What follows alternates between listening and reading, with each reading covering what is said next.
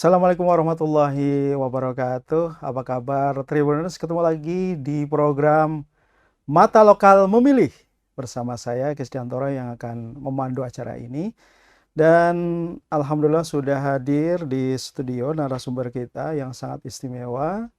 Beliau nanti akan menginformasikan kepada warga Kota Bandung khususnya dan juga tentu saja warga Jawa Barat dan di tempat lain terkait informasi yang sangat penting, yaitu terkait dengan kesehatan ya, dan bagaimana masyarakat akan mendapatkan layanan kesehatan ini dengan baik sehingga ketika sakit mereka bisa segera tertangani. Dan beliau adalah Hajah Salmiah Rambe, SPDI MSOS. Beliau adalah anggota DPRD Kota Bandung untuk periode 2019-2024 dari fraksi PKS dan ditugaskan di Komisi D. Dan saat ini beliau juga ditugaskan atau mendapatkan amanah dari PKS untuk kembali menjadi wakil rakyat dalam pemilu yang akan datang, yaitu untuk Dapil Kota Bandung dan Kota Cimahi untuk Provinsi Jawa Barat. Kita sapa saja beliau. Assalamualaikum Ibu Hajah Salmiah Rambe. Apa kabar? Waalaikumsalam warahmatullahi wabarakatuh, Pak Toro. Alhamdulillah. Juga para Tribuners semuanya. Iya. Assalamualaikum warahmatullahi wabarakatuh. Baik, Tribuners, beliau tadi sebelum kita masuk ke studio sangat sibuk ya dengan kegiatannya, bertemu dengan masyarakat, dan diantaranya adalah beliau lagi concern atau kembali banyak menginformasikan terkait dengan program kesehatan di pemerintah Kota Bandung yang dikenal dengan singkatan UHC ya Bu ya. UHC adalah Universal Health Coverage. Nah, kita tanyakan saja ke beliau tentang program ini dan bagaimana masyarakat bisa mengakses program ini untuk perlindungan kesehatan mereka. Silakan Ibu Hajah Salmiah Rambe untuk menjelaskan apa itu UHC dan mengapa kemudian Kota Bandung ya, pemerintah dan juga DPRD-nya menginisiasi program ini. Ya, baik, turun Pak Toro. Baik, para Tribuners mungkin sudah pernah dengar ya barangkali istilah UHC. Kalau yang belum pernah dengar, jadi UHC itu adalah singkatan dari Universal Health Coverage, jaminan kesehatan semesta. Apa ini? UHC itu kalau sederhananya BPJS yang dibayarkan oleh pemerintah Kota Bandung. Ya. Jadi sebetulnya disebutkan UHC, Universal Health Coverage atau jaminan kesehatan semesta ketika sebuah kota atau kabupaten 95% warganya itu memiliki jaminan kesehatan. Nah, ini kita dari sejak periode pertama saya di DPRD itu dari tahun 2018 ini sudah mulai ada program UHC ini. Jadi kenapa kita dari DPRD ini sangat mendorong ya, terutama fraksi PKS ini sangat mendorong untuk UHC ini adalah karena memang kita melihat bahwa banyak masyarakat itu yang belum mampu untuk membiayai kesehatannya sendiri. Banyak masyarakat yang masih belum punya BPJS atau bahkan setelah COVID ini ya, masyarakat tidak bisa membayar iuran BPJS-nya karena di PHK atau mungkin ya memang karena kondisi ekonomi kita yang memang belum pulih gitu ya. Dan juga ada juga yang mungkin sudah punya BPJS tapi ya tadi ya istilahnya menunggak.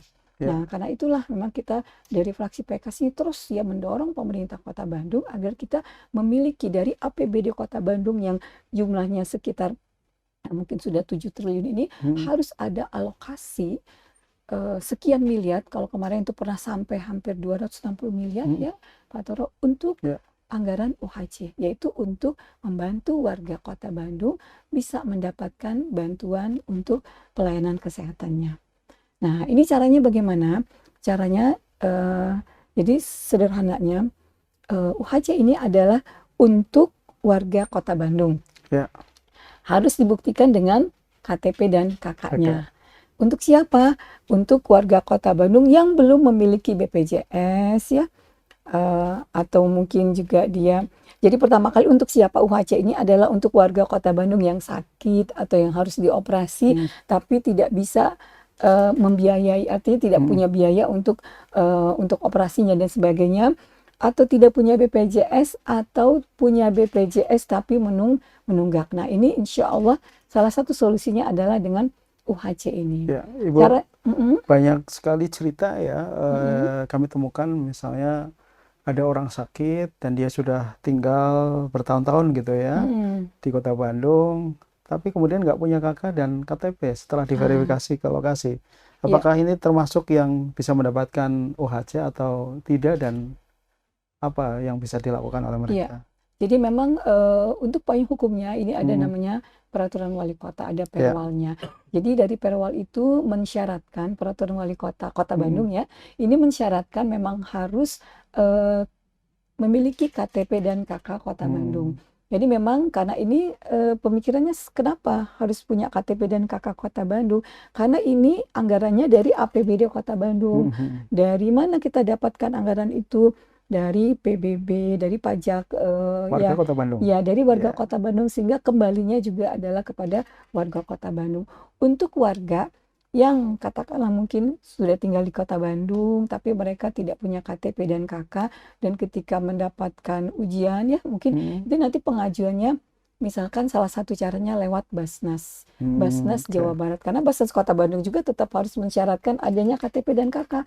Sekaligus ini ingin saya sampaikan kepada Tribuners mungkin yang sedang mendengar, sedang menonton ya, ini juga mungkin mohon disampaikan kepada warga Kota Bandung, uruslah gitu ya, urusan yang sifatnya identitas secara itu. administratif penting ya, gitu itu ya. penting ya, penting nanti untuk urusan anak mau sekolah gitu ya, mau apa namanya, mungkin mau mencari kerja juga pasti ada, mau ke dokter atau kemana pasti ada ininya apa identitas itu. Jadi KTP dan KK itu harus punya.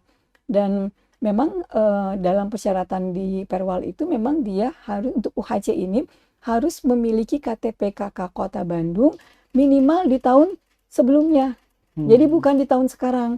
Misalnya nih ada warga sakit ini kemarin juga ada ya, Bu, ini ada yang sakit dan sebagainya. Mangga teh, kita insya Allah kita bantu, insya Allah kita ikhtiarkan. Tapi coba dicek dulu KTP KK-nya. Kalau KTP KK-nya itu Kota Bandung, itu pertama. Kalau KTP Kota Bandung, insya Allah bisa. Tapi juga ada yang kedua lagi, KTP dan KK-nya dibuatnya minimal tahun sebelumnya.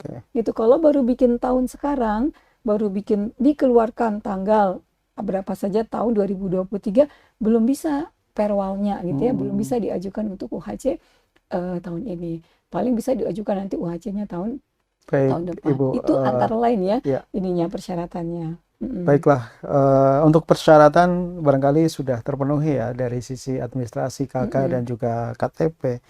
Kemudian untuk memanfaatkan UHC ini, apakah prosedurnya juga mudah begitu, atau jangan-jangan masih banyak orang yang enggan mengikuti program ini karena sulit begitu? Ya, terima kasih ya Pak Tora. Ini memang saya juga cukup mengkritisi ya, karena di lapangan itu terus terang alhamdulillah sangat banyak warga yang mendapatkan bantuan atau merasakan sangat terbantu dengan adanya UHC ini. Tapi terkadang juga ada kendala-kendala teknisnya di lapangan ya. Misalnya ketika warga datang ke puskesmas, kemudian puskesmasnya bilang, oh nggak bisa UHC, kuotanya sudah tutup, sudah habis dan sebagainya. Ada seperti itu. Atau misalnya dengan alasan ini mah sakitnya harus parah dulu baru bisa UHC gitu ya. Sementara kan terkadang orang juga tidak harus parah banget dalam kondisi darurat, tapi juga memang membutuhkan kontrol yang rutin dan itu membutuhkan biaya gitu. Nah, ini memang sejujurnya saya sampaikan memang perlu ya perbaikannya dalam hal pelayanan teknis. Karena apa? Karena kita sudah sangat mendorong anggaran ini sangat besar, harus dimanfaatkan gitu oleh masyarakat. Sayang kan kalau sudah dianggarkan sampai hampir pernah 260 miliar gitu, kalau tidak termanfaatkan oleh masyarakat, sayang. Nah, ini memang dalam satu sisi ya alhamdulillah banyak juga masyarakat yang juga merasa mudah juga mendapatkan, tidak harus selalu dengan dewannya gitu kan ya. Alhamdulillah Pak Toro, ya dari Ya, PKS ya, kami punya namanya tim advokasi. ya, Jadi masyarakat itu ada yang misalkan katakanlah mereka misalnya harus dioperasi tapi tidak punya biaya, itu ada tim advokasi dari PKS. mm, Alhamdulillah mereka bisa dibantu tentu dengan cara yang baik ya. Kita juga mengetahui bahwa rumah sakit, apakah rumah sakit pemerintah atau rumah sakit swasta juga memang mereka memiliki kewajiban tapi juga memiliki hak juga. ya, Kita sangat hargai itu. Alhamdulillah. Tetapi kita merasa bahwa ya terkadang gitu ya, terkadang eh, ada pihak kadang-kadang itu harus dengan advokasi dewan gitu ya, ditelepon dulu ke rumah sakitnya, ditelepon dulu mm, ke direkturnya gitu ya, baru bisa dilayani. baru bisa dilayani. Oke. Ada seperti itu, walaupun mungkin ada juga sih, saya pernah juga saya cerita di rumah sakit, saya sebutkan aja rumah sakit Bandung Kiwari ya, Iya, rumah iya, sakit iya. Bandung Kiwari itu tuh saya sedang sedang apa sedang sedang di UGD. Jadi saya datang ke sana, saya tidak perkenalkan saya sebagai dewan. Saya datang Mm, aja ke sana, kemudian saya melihat bagaimana pelayanan yang diberikan gitu oleh mm, oleh apa oleh dokter ataupun oleh perawatnya. Jadi ini hanya kalau UGD itu kan hanya dibatasi tirai ya, ya, kata orang hanya dibatasi betul. tirai. Jadi saya menyimak pembicaraan dokter dengan pasien. Si pasien itu rupanya adalah seorang ibu yang mau melahirkan. Kemudian ditemani oleh suaminya. Kemudian si dokter yang memeriksa Mm, menanyakan, "Ibu gimana ininya pembiayaannya umum atau BPJS?" "Iya Pak, BPJS, tapi BPJS kami menunggak." Nah, jadi si suami menyampaikan gitu. Dan alhamdulillah saya nguping itu banget ya. Saya nguping itu dokternya bilang, "Ibu, alhamdulillah Ibu bisa pakai UHC. luar biasa. Ibu bisa pindah ke UHC." Jadi karena dia BPJS-nya menunggak Ya, ya, kemudian si dokter ini malah menyampaikan langsung ibu bisa mutasi atau pindah ke UHC sehingga itu bisa dibayarkan nanti oleh BPJS. Nah, itu yang namanya UHC. Dan saya sampaikan ke direkturnya. Saya bilang gitu luar biasa. dokternya. Ya saya kasih apresiasi karena Iya, itu iya, kan pelayanan kepada iya, masyarakat. Jadi masyarakat ya merasa terbantu sekali. Kebayangkan mau melahirkan itu harus ada uang, misalnya kalau secara umum ya, maksudnya tidak dengan BPJS, mm, mungkin minimal harus ada uang berapa, 2 juta 3 juta, dan bagi sebagian masyarakat kita itu uang segitu tidak gampang iya, gitu. betul. Ketika mendapatkan jalan keluar lewat UHC, jadi alhamdulillah ini menjadi sangat sangat sangat membantu sekali Ya. masyarakat. Baik, Seperti itu. Ibu Salmiah Rambe, artinya UHC ini kan sudah berjalan lama ya, Ya, dari betul. 2018 ya Pak Oh. ya, Mm-mm. sampai hari ini artinya sudah hampir 5 tahun, Ya. 5 tahun lebih. Nah, kalau menyimak apa yang informasi yang Ibu sampaikan bahwa Rumah Sakit Bandung Kiwari artinya mereka sudah mengetahui program ini gitu Ya, ya. rumah Jadi sakit begitu ada Bandung case Kiwari. seperti itu mereka bisa memanfaatkan OHC. Nah, Mm-mm. yang ingin saya tanyakan upaya dari pemerintah baik dari eh, eksekutif maupun legislatif yang concern terhadap OHC ini untuk memberikan pemahaman kepada rumah sakit ya Mhm. sehingga bisa memberikan layanan terbaik seperti yang Ibu ceritakan ini Mhm. seperti apa Bu? Iya. Baik Hmm, Pak, jadi kalau di Komisi D itu kan kita ada hmm, mitra ya. Mitra itu ya, salah satunya adalah Dinas Kesehatan. Dinas Kesehatan ini membawahi rumah hmm, sakit pemerintah, termasuk ya, juga ya ada rumah sakit swasta. Jadi hmm, sebetulnya UHC ini tidak hanya bisa dimanfaatkan melalui rumah sakit pemerintah, tapi juga rumah sakit swasta. hmm, Dan itu sudah terjadi banyak.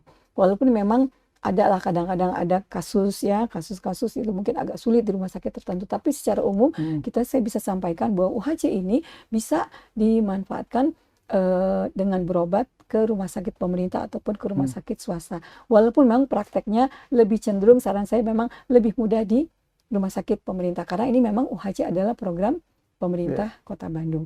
Nah, bagaimana upayanya? Tentu ketika kami dalam rapat di mana di Komisi D ya, hmm, atau mungkin juga secara personal karena saya sangat ya berhubungan baik gitu ya dengan hmm, ketua kepala-kepala dinas kesehatan yang sudah ganti beberapa hmm, kali ya selama saya dari periode 2014 sampai sekarang ini ada satu, dua, tiga, kalau nggak salah ada 3 kali sudah hmm, pergantian kepala dinas itu.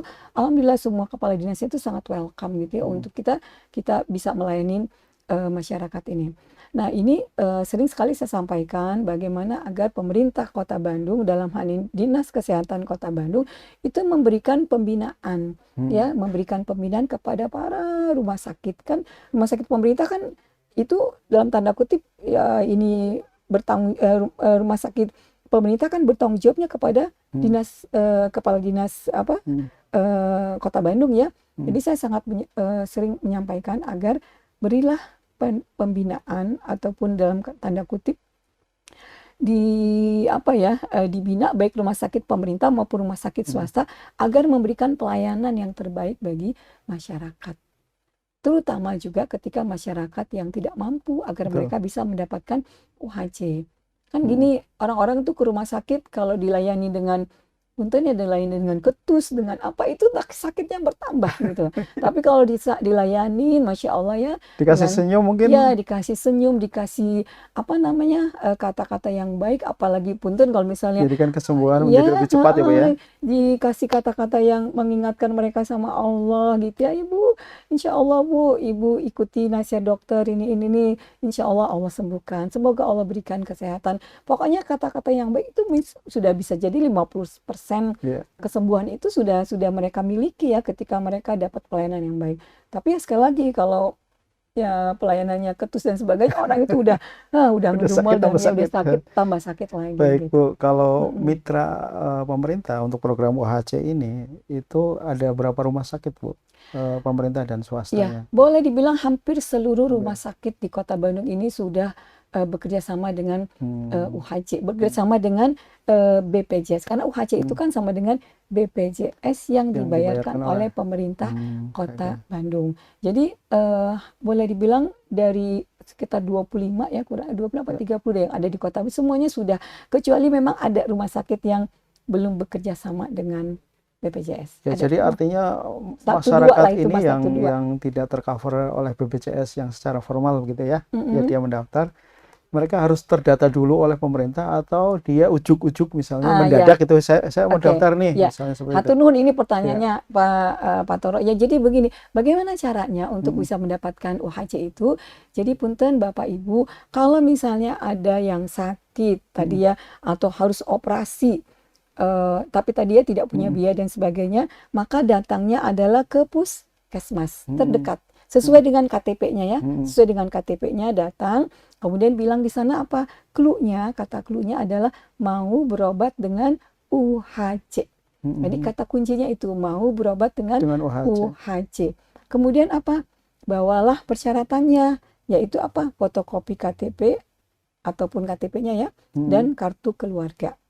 Itu dibawa, nanti oleh petugas puskesmas akan mengirimkan satu form namanya form penduduk yang dibayarkan oleh pemerintah daerah. Nanti akan ditulis ya biasa ya nama, alamat, nomor induk, segala macam itu. Nanti dari puskesmas akan mengupload data tersebut ke dinas kesehatan. Nanti dinas kesehatan adalah verifikasi ya, validasi verifikasi ya dengan BPJS. Nah, itu biasanya yang saya tahu memang prosesnya tidak cepat, tidak langsung hari itu, tapi dia mungkin butuh waktu, bisa jadi sekian hari, bisa jadi bulan, bisa jadi lama banget. Nah, ini juga sesuatu yang mungkin saya kritisi juga ya, tapi alhamdulillah selama ini ketika misalnya ada pasien yang memang ini sudah sakit nih, nah, itu tadi kondisi biasa ya di puskesmas. Kalau kondisinya pasiennya tuh sudah misalkan katakanlah mungkin sudah panasnya tinggi banget, atau misal muntahnya sudah berlebihan sehingga dehidrasi dan sebagainya, maka pasien itu tidak dibawa ke puskesmas tapi dibawanya ke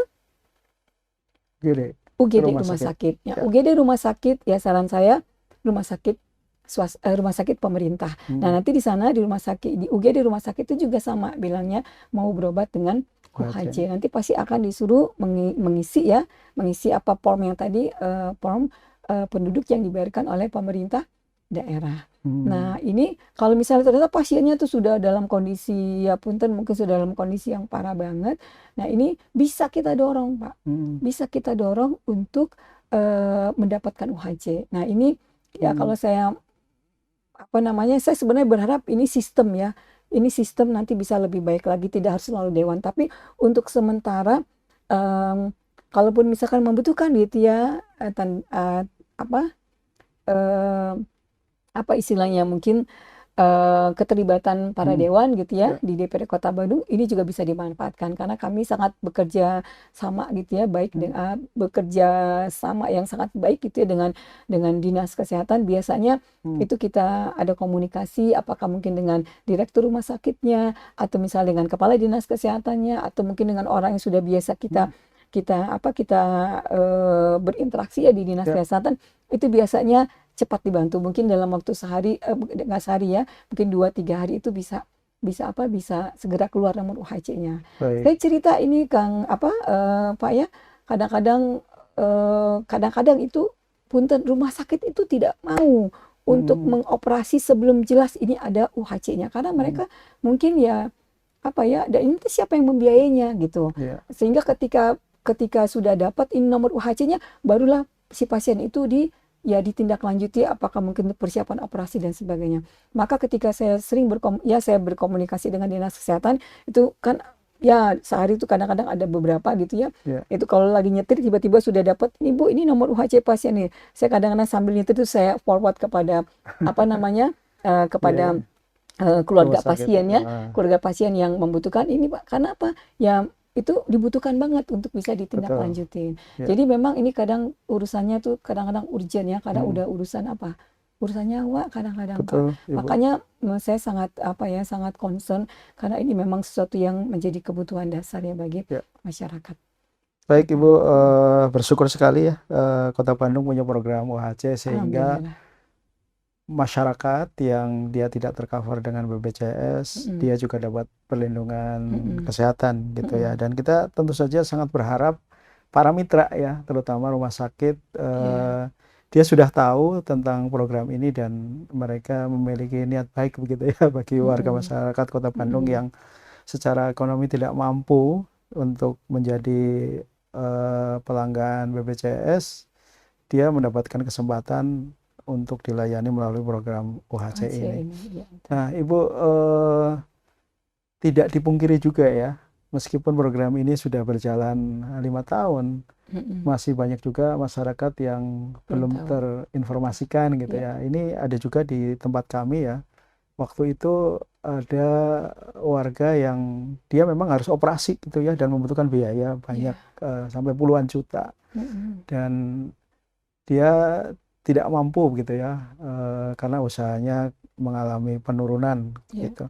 Dan kemudian ada orang lain yang menginformasikan tentang program UHC ini dan alhamdulillah bisa mendapatkan tindakan dari rumah sakit dan alhamdulillah hari ini sehat. Alhamdulillah. Nah, ini salah satu case gitu ya. Ada warga yang ternyata tidak tahu kalau Kota Bandung ada UHC. Nah, ini evaluasi dan juga upaya yang dilakukan oleh Pemkot dan juga Dewan untuk terus memberikan informasi atau menginformasikan UHC ke masyarakat seperti apa atau apa yang dilakukan hari ini. Ya, baik. Jadi memang ini adalah tugas bersama ya. Sebuah kebaikan itu tidak akan bermanfaat kalau tidak diketahui dan dimanfaatkan gitu oleh masyarakat. Jadi memang yang kita sampaikan ya mungkin salah satunya selain misalkan di tempat ini ini juga saya juga support karena ini juga insya Allah mudah-mudahan semuanya sehat walafiat ya. Tapi kalau misalnya tuh ada yang seperti itu butuh gitu ya pelayanan kesehatan dan ada kendala biaya, ya ini informasi ini semoga bermanfaat. Dan punten Pak Toro, ini juga mungkin kita lakukan mungkin di media yang lainnya. Apakah misalkan dengan lewat sosial media gitu ya, atau terutama juga adalah yang mungkin dari waktu ke waktu kita lakukan adalah ya kalau mungkin saya secara pribadi karena saya ya alhamdulillah backgroundnya mungkin memang aktif ya membina masyarakat lewat majelis taklim, jadi saya sampaikan juga di majelis taklim, atau karena memang saya juga di PKK ya sebelumnya ya pernah sebagai ketua PKK Pokja 1 di Jawa Barat, saya juga sampaikan informasi ini lewat PKK ketika datang ke PKK atau ke Posyandu. Tapi ternyata walaupun sudah lama, saya masih merasa ya seperti tadi pagi juga saya sampaikan masih ada masyarakat yang belum tahu UHC, belum tahu UHC. Nah ini kan menjadi sebuah tugas ya, masih menjadi PR lah buat pemerintah supaya apa? Supaya ya niat baik yang sudah dianggarkan itu ya untuk OHC itu bisa termanfaatkan secara optimal. Dan ini pun juga bisa menjadi amal soleh kita semua gitu. Betul. Menjadi amal soleh itu maksudnya apa? Ya misalnya saya cerita ya Pak Toro ya, kadang saya bertemu dengan masyarakat karena memang saya sering ya alhamdulillah memberikan nomor saya gitu sehingga bisa diakses oleh masyarakat. Ya kadang mereka mengkontak saya walaupun saya tidak kenal, tapi kalau selama bisa membantu ya dibantu gitu. Selama bisa dibantu insya Allah dibantu. Dan kadang datang ke masyarakat tiba-tiba gitu ya, tiba-tiba Bu Salmia meluk-meluk itu, Bu Salmia makasih Bu, ini Bu saya yang dibantu Bu sama Ibu, alhamdulillah suami saya bisa operasi jantung, kalau enggak kami harus bayar 40 juta. Kebayang ya, itu tercover dengan UHC itu. Bahkan dengan nilai yang lebih besar juga sering juga ada, itu ada 2 case gitu ya, yang jumlahnya besar sekali itu. Sama beliau juga menyampaikan terima kasihnya, itu jumlah operasinya itu 100 sekian juta. Tapi alhamdulillah semuanya di-cover oleh UHC, BPJS yang dibayarkan oleh pemerintah. Ya dari satu sisi kan ini ya menjadi sebuah ya alhamdulillah, walaupun saya kebahagiaan ya. Walaupun saya sering sampaikan semuanya tentu atas pertolongan Allah. Kita hanya menjadi jembatannya, dan jembatan itu juga bisa dilakukan oleh masyarakat. Jadi masyarakat tahu ini siapa yang sakit dan kadang ya tidak berani untuk ke dokter karena sudah ngebayangin biayanya. So silakan, ini ada masyarakat yang sakit, warga yang sakit, ini ada program UHC pemerintah, sambungkan gitu, sambungkan. Apakah misalkan disambungkan mungkin lewat, katakanlah mungkin lewat dewannya atau lewat partainya atau lewat siapapun juga gitu ya. Yang jelas kita bisa ikut membantu agar masyarakat yang membutuhkan ini bisa mendapatkan pelayanan kesehatan, dan yang paling utama kembali Allah sembuhkan gitu ya mereka. Seperti itu. Baik Tribuners, kita highlight apa yang disampaikan oleh Ibu Haja Salmiah Rambe, bahwa Anda yang mendengar, yang menyaksikan tayangan ini bisa terlibat ya dalam kesuksesan program UHC pemerintah Kota Bandung. Ya, jadi kalau ada tetangga kita atau saudara yang kebetulan secara ekonomi tidak mampu berobat secara mandiri atau menjadi anggota BPJS ya, dan membutuhkan pertolongan yang segera, dan Anda bisa menginformasikan bahwa selama dia adalah warga Kota Bandung, ber-KTP dan ber-KK, maka dia bisa mendapatkan layanan UHC.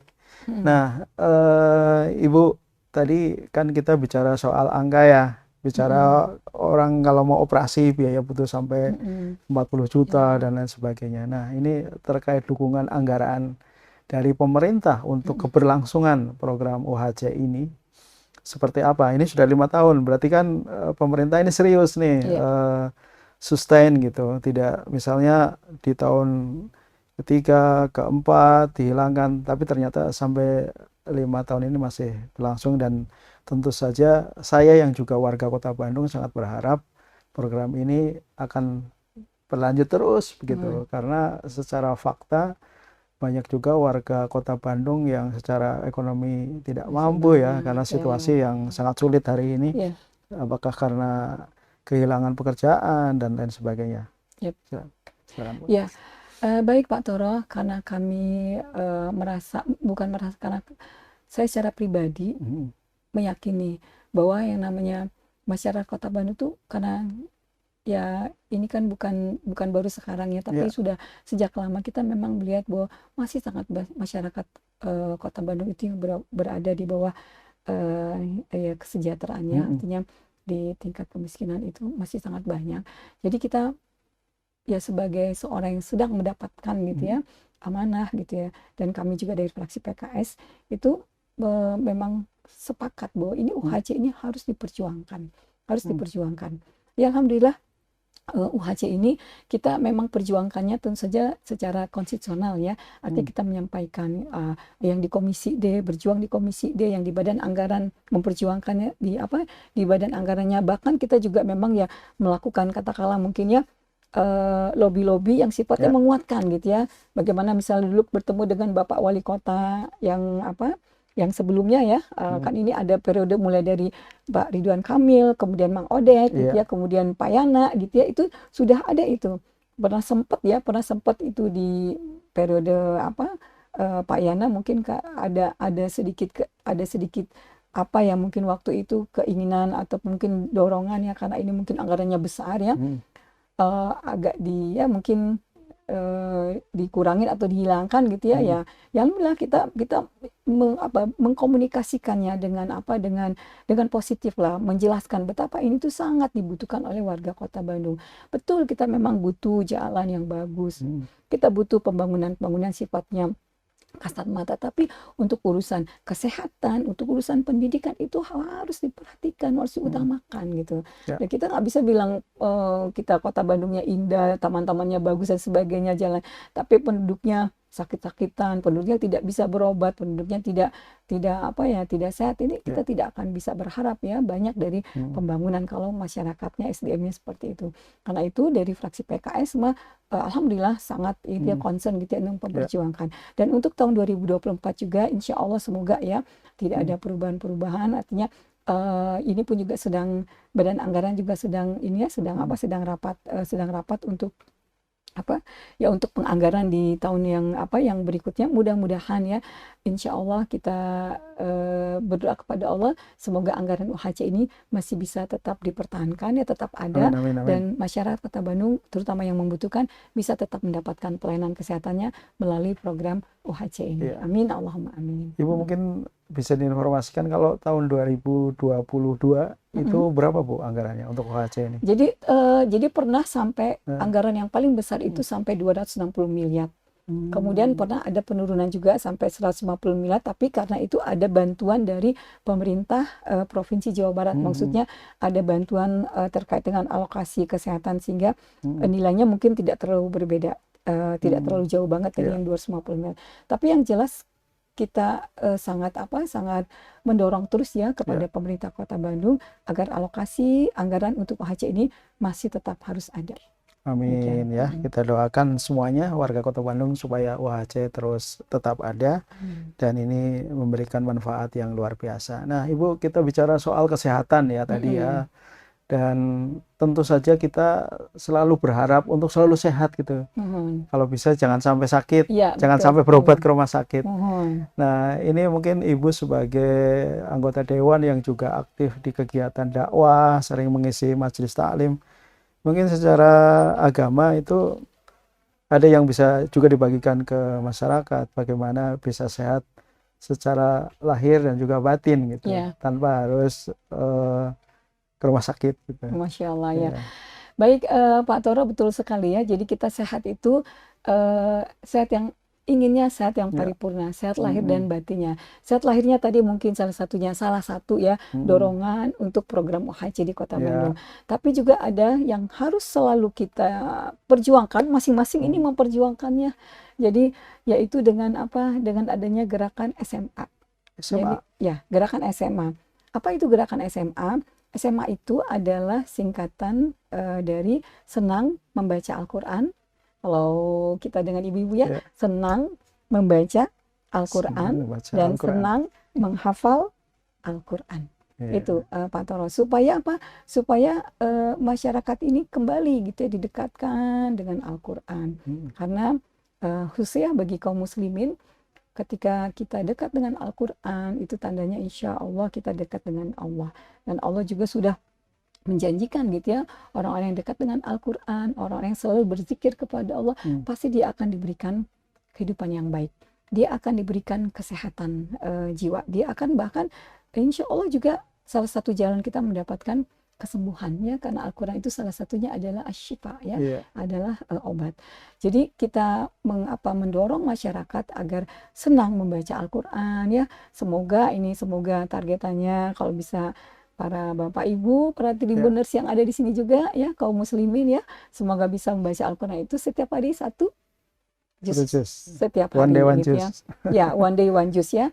Tapi mungkin kalau yang gerakan SMA ini sedikit kita mudahkan ya, karena mungkin masih banyak warga Kota Bandung yang belum terbiasa dengan satu juz sehari. Kita dorong untuk membaca Al-Quran itu minimal banget satu halaman setiap habis sholat wajib. Jadi minimal gitu ya, minimal khatam Qurannya 4 bulan sekali. Kalau yang satu juz sehari itu kan khatam Qurannya ya sesuai dengan ini ya, Ya. 30 hari ya. Tapi kalau belum terbiasa ya minimal setiap habis sholat wajib bacalah Al-Quran itu bacalah Al-Quran itu 1 halaman setiap habis sholat wajib. Setelah sholat wajib. Setelah sholat wajib. Ya. Dan juga menghafal. Ya. Menghafal ini sebuah sarana kita untuk lebih dekat dengan Al-Quran, supaya lebih memahami dan mengamalkan Al-Quran.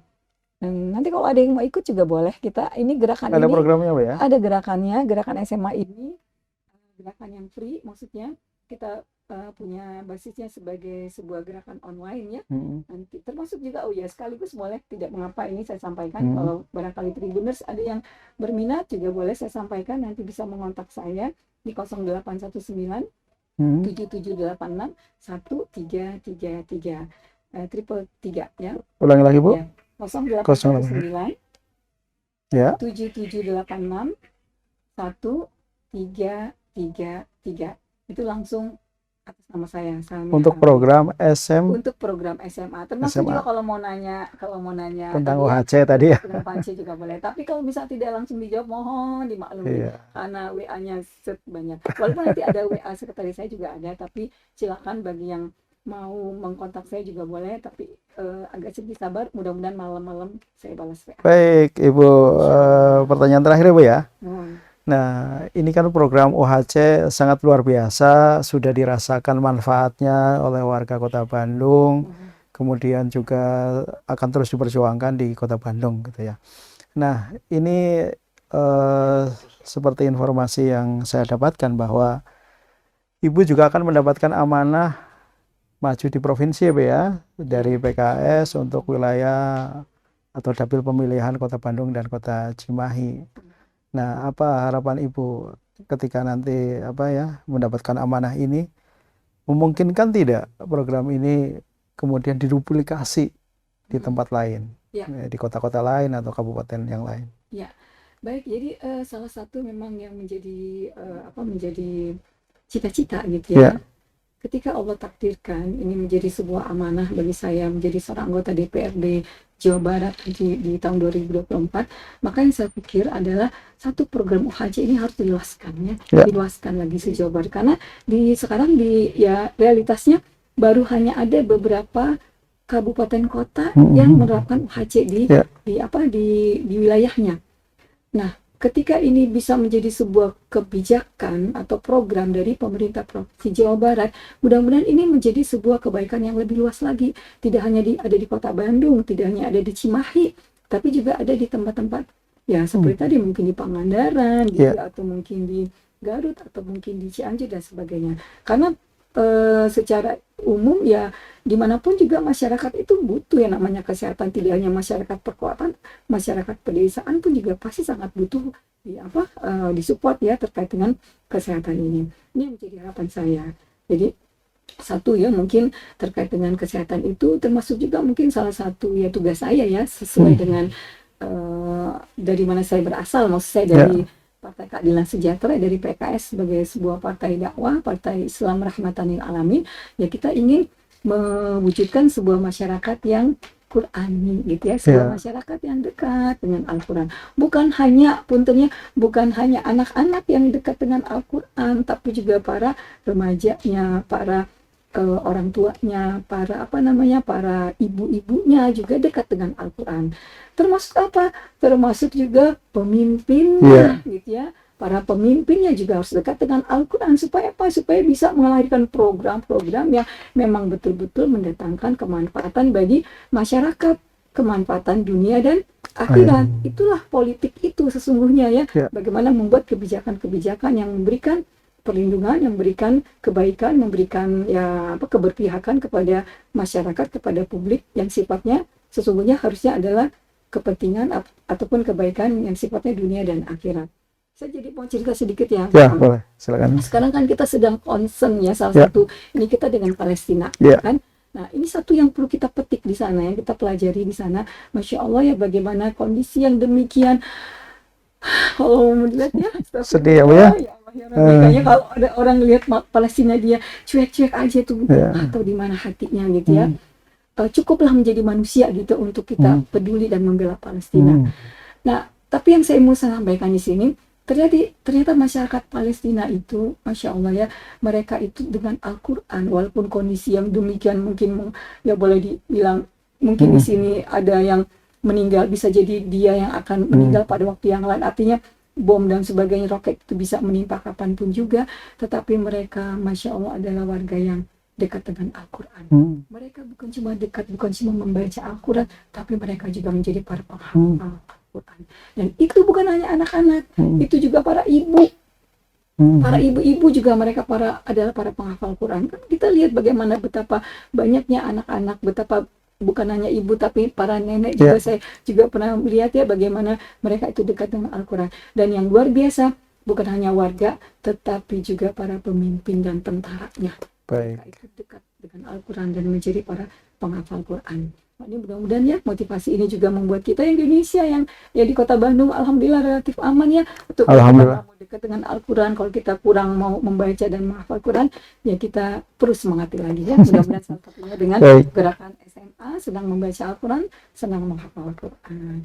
Itu Bang Inten. Baik, terima kasih Ibu Hajah Salmia Rambe dari fraksi PKS Komisi D DPRD Kota Bandung, dan akan mendapatkan amanah dari PKS untuk maju di pemilu 2024 di Provinsi Jawa Barat untuk Dapil Kota Bandung dan Kota Cimahi. Tribuners, itulah tadi obrolan kita Mata Lokal Memilih terkait dengan program UHC Kota Bandung, dan kita semua berharap program ini akan terus berjalan dan juga bisa diduplikasi di tempat lain. Dan kita juga menggarisbawahi bahwa sehat itu juga bisa dimulai atau juga dilakukan tanpa harus berobat ke rumah sakit, tetapi melalui pendekatan Anda yang Muslim dengan gemar membaca Al-Quran, karena Al-Quran ini adalah penyembuh. Terima kasih Tribuner, Anda sudah menyimak program Mata Lokal Memilih, dan ikuti program-program lainnya di Tribun Jabar. Assalamualaikum warahmatullahi wabarakatuh. Download Tribun X sekarang, menghadirkan lokal menjadi Indonesia.